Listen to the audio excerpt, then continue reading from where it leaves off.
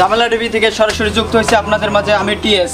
Sir T S এর মানে কি? টোকাই সাংবাদিক। আপনারা সাথে থাকুন আমার। দেখুন, পৃথিবীতে এমন একটা দেশ আছে যে টাকার বিনিময়ে সব পায় শুনছি, কিন্তু এই দেশে টাকার বিনিময়ে নতুন টাকা কিনতে পাওয়া যায়। ব্যাংক ব্যতিরিক্ত অন্য কোনো দেশে টাকা পাওয়া যায় না কিনতে, বাট এখানে টাকার বিনিময়ে টাকা পাওয়া যায়। তো আমার সাথে থাকুন, আপনাদের সেই স্থানে নিয়ে যাব। দেখুন কিভাবে টাকা কিনতে হয়, কত টাকার বিনিময়ে আমি কিনতে পারি সেটি দেখাবো।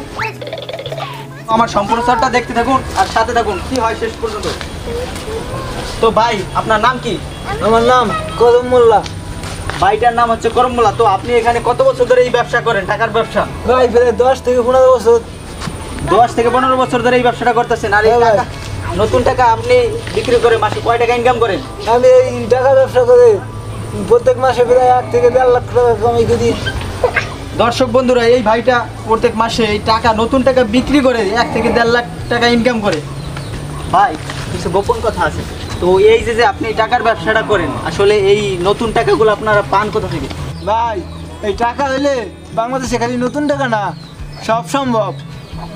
আসলে বাংলাদেশে টাকা হলে সব কিছু সম্ভব। এই নতুন নোটটা সাধারণ মানুষের কাছে পৌঁছানোর কথা আগে, কিন্তু এই কিছু ব্যবসায়ী ভাইরা এটা নিয়ে এখন ব্যবসা শুরু করছে। তো টাকার বিনিময়ে টাকা পাওয়া যায়, শুধু বাংলাদেশে এটা সম্ভব যে টাকার বিনিময়ে টাকাও কিনতে পাওয়া যায়।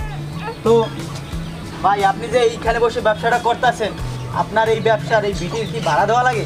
হ্যাঁ ভাই, ব্যবসার ভিত্তিতে দেওয়া লাগে। ভাই, কত টাকা আপনার মাসে এখানে মানে ভাড়া বা ট্যাক্স যাই বলি না কেন, সেটা কত টাকা দেওয়া লাগে? ভাই 25,000। তো এখন ব্যাপারটা হচ্ছে ক্লিয়ার হচ্ছে যে এই ভাইটা এখানে এটুক জায়গায় ব্যবসা করে মাসে 25,000 টাকা দেওয়া যায়।